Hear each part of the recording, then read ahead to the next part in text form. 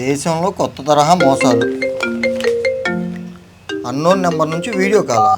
Call cut చేయకుండా నేను చెప్పేది జాగ్రత్తగా విను. ప్రస్తుతం నువ్వు డిజిటల్ అరెస్ట్ అయ్యావు. అంటే? ఓ తెలీదా? మరీ మంచిది. నేను ఇండియా సెక్యూరిటీ ఆఫీసర్ని.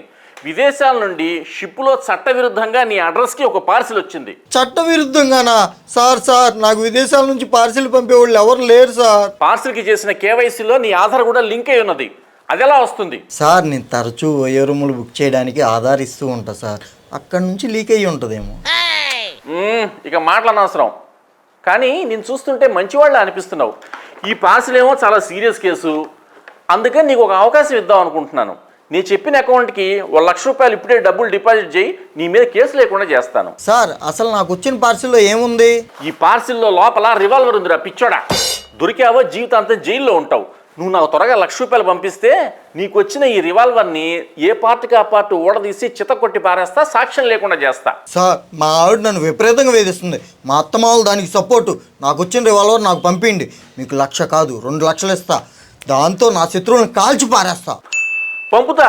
ముందు ఆ 2,00,000 నా పంపి. ముందు నా రివాల్వర్ నాకు పంపిండి. అది అందగానే మీ 2,00,000 మీకు వేసేస్తా. అరే ముందు ఆ 2,00,000 పంపిరా. అమ్మో నా రివాల్వర్ చితక్కొట్టి పారేస్తా అన్నారు. నా రివాల్వర్ అందాకే మీకు డబ్బులు పంపిస్తా. అరే నువ్వు ముందు డబ్బులు వేస్తావా? లైన్ కట్ చేసి పార్సిల్ అవతల బారేనా? కట్ చేస్తే నా పార్సిల్ నాకు పంపే వరకు తిరిగి కాల్ చేస్తూనే ఉంటా. అరే తుపాకీ పంపిస్తే జీవితాంతం జైల్లో ఉంటావు. నేను మొదట చెప్పిన 1,00,000 పంపిరా. రివాల్వర్తో దొరికినా జీవితాంతం జైల్లో ఉండాలి అంటున్నారు.